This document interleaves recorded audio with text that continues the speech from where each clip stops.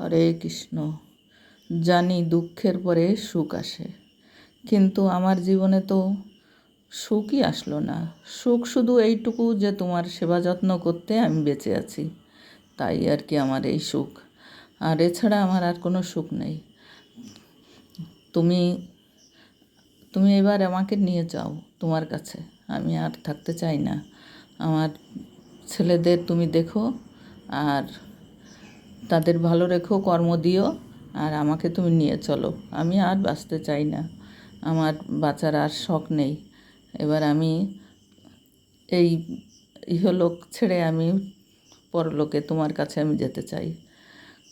গোবিন্দ, গোপাল, তুমি আমার অনুরোধ রাখো, কারণ আমি অনেক চেয়েছি। যখন আমার ছেলেরা ছোট ছিল, আমার দুটো ছেলে, তখন ভাবতাম যে হে ঈশ্বর, তুমি আর কদিন আমাকে এই পৃথিবীতে রেখে দাও, কারণ আমার ছেলেদের বড় করতে হবে।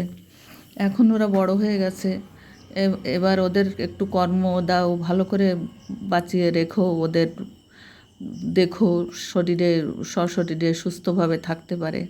কিন্তু আমার আর থাকার ইচ্ছা নেই। আমি আমি এখন তোমার কাছেই যেতে চাই। তুমি আমার কাছে আছো, কিন্তু থাকলেও তুমি আমার কী রূপে আছো সে তুমিই জানো। আমি জানি না, আমি আর এত শান্তি চাই না। আমি তোমার কাছেই যেতে চাই। হে ঈশ্বর, তুমি আমার কথা রাখো, আর তুমি আমার সন্তানদের ভালো রেখো, তোমার ভক্তদের ভালো রেখো।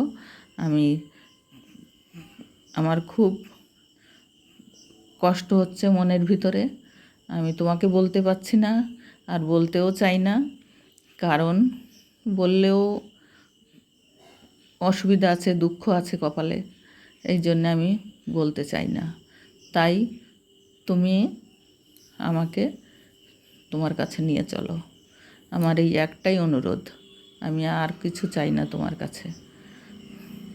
আমি জানি সবারই মৃত্যু আছে, কিন্তু আমি একদিন হবে, কিন্তু আমার সেই দিনের অপেক্ষা আর করতে চাই না।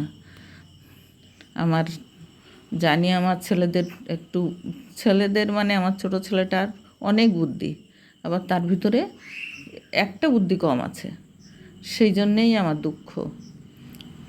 তা আমার ওর একটা মেয়ে আছে, বউ আছে, বউটাও অসুস্থ থাকে, মানে কি অসুস্থই সে। তাকেও ভালো রেখো। আর আমি আর ভালো থাকতে চাই না। আর ভালো তোমার গোবিন্দদের ভক্তদের কাছেও আমি বলতাম যে তোমরা আমার কামনা করো আমি যেন ভালো থাকি, আর ভক্তদেরও বিরক্ত করব না, আর তাদেরও বলবো না যে আমার ভিডিওতে লাইক, শেয়ার, কমেন্ট, সাবস্ক্রাইব করে দাও। আমি আমি চলে যেতে চাই। হরে কৃষ্ণ, হরে কৃষ্ণ, কৃষ্ণ কৃষ্ণ হরে হরে, হরে রাম, রাম রাম হরে হরে। হরে কৃষ্ণ, আমি এই কৃষ্ণ নামেই আমি চলে যেতে চাই তোমার কাছে। হে গোবিন্দ, হে গোপাল, হে তুমি আমাকে নিয়ে চলো। নমস্কার, নমস্কার।